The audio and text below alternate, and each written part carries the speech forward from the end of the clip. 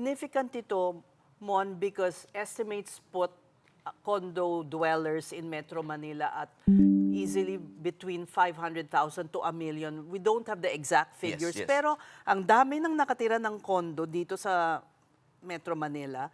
And ang isang, I'm a condo dweller myself, marami sa residents, hindi sila involved dun sa mga asosasyon.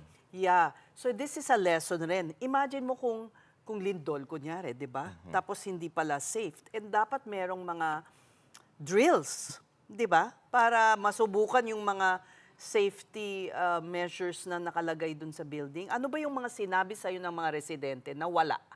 Exactly. Actually, nagbabayad ang mga residents and mga tenants ng hindi birong halaga. Exactly. Diba? Because they are paying for their safety, na may security, and convenience at the same time. Pero these are the things na medyo nakulangan sila on what happened. No? Kasi parang sa inilabas na statement naman ng mga residents and tenants ng naturang condominium building, nagkaroon pala sila ng chronology ng events na nangyari. Parang ilang oras ang dumaan. Exactly. Sige. Before 7 o'clock in the morning, nagkaroon na nga ng fire doon sa pinaka-basement level na sa main pinaka-garbage area sa refuse room, if yun yung tawag nila sa garbage room. No?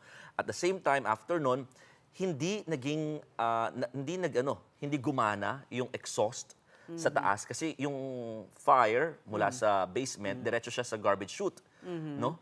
Dito sa building, medyo luma na yung building, 24-year-old na yung naturang condominium.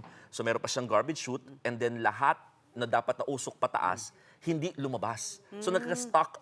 So nangyari, yung usok pababa na siya, sa kaya lahat ng unit, lahat ng floors rather, naapektuhan ng makapal na usok. So ang sinasabi nila, hindi daw gumana yung mga fire alarms, fire sprinklers, and even yung emergency lights kasi sobrang dilim ng black smoke talaga nung time na yon. Kaya ito yung mga concerns nila. Although tinanong natin yung Bureau of Fire Protection about this one, ang sabi nila, may certain degree para gumana yung mga fire sprinklers na kasi walang fire.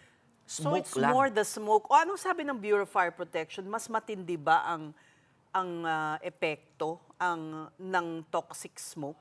Yes. Kesa mas matindi sa sunog. ang epekto ng smoke kasi nga, yung too much exposure sa smoke, I'm not an expert, pero according to the Bureau of Fire Protection, is yun yung makakasunog talaga ng mga internal organs natin, especially the lungs. That actually, yun yung nag-clear sana ng mga toxic na hangin. Sobra-sobra na yun na-absorb natin or ng mga victims that time. Imagine from 7 o'clock, 10 o'clock nag-fire out, so 3 hours yun, nababa silang lahat, almost 12 to 1 o'clock na natanghali, ng hapon. So imagine the hours na nandun sila sa unit, kahit nandun sila sa unit, they are continuously inhaling. Hindi dumating ang fire department? Meron. Kaya nga na-fire out nila by 10 o'clock in the morning. Pero yung pag-rescue kasi, inuna nila muna talaga ma-contain sana yung fire na nasa basement. Pero yung smoke kasi is there. Continuous din yung inhalation nila dito sa thick smoke na to. And toxic smoke kasi basura. So ano na ang ano naman ang pananagutan ng local government, Quezon City?